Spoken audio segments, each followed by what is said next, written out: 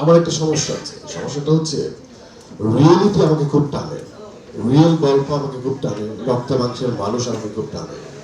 আমার কাছে মনে হয় যে রক্ত মাংসের মানুষ, রিয়েল মানুষ, ওই পাশের বাড়ির সাধারণ মানুষটা অনেক বেশি শেডসের হয়, অনেক বেশি এক্সপ্রেশন, অনেক বেশি অভিনয় নির্ভর হয়।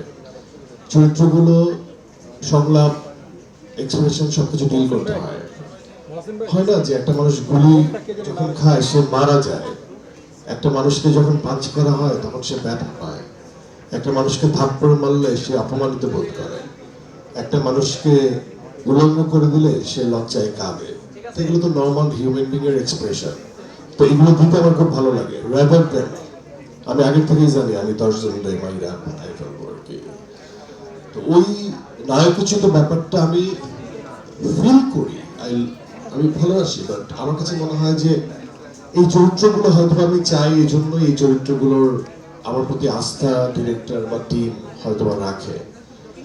আর আমি হয়তোবা this is my third film, আমার একটা ইচ্ছা আছে আমার ইন্ডাস্ট্রিকে গল্প নির্ভর হয়তোবা অনেক বেশি জনরাতে আমি কাজ হয়তোবা করছি না, বাট আমার জনরাতে ফ্লারিশ করানো আমার এটা একটা চেষ্টা। আমি যেখান থেকে আসছি সেখান থেকে অনেক টাকা কামাইতে পারতাম আর কি, ওইখান থেকে ব্রেক নিয়ে আমি সিনেমাই করছি এবং আমি কমিটেড ছিলাম নিজের সাথে, আমি যখন সিনেমা করবো তখন সিনেমাটাই করবো, সেটাই করছি। তো সেই জায়গা থেকে আমি খুব দাবি নিয়ে বলতে পারি যে পুরোপুরি এই দলটি যেভাবে একাগ্রতা ডেডিকেশন দেখিয়ে কাজ করছে সেটা আমি একদমই আমি টোটাল টিমকে দাঁড়িয়ে সেলুট করি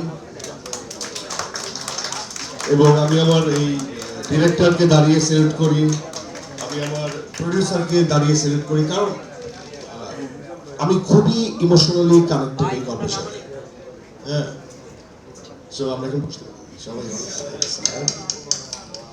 অ্যান্ড এই যে ওর সাথে আমার কাজ করা হয় না পূজা, আমি জানি না ও কোথা থেকে আসছে, আমি জানতে চাই না কিভাবে আসছে, আমি জানতে চাই না সে নায়িকা কিনা, বাট আমি শুধুমাত্র বুঝি সে আমার কো আর্টিস্ট।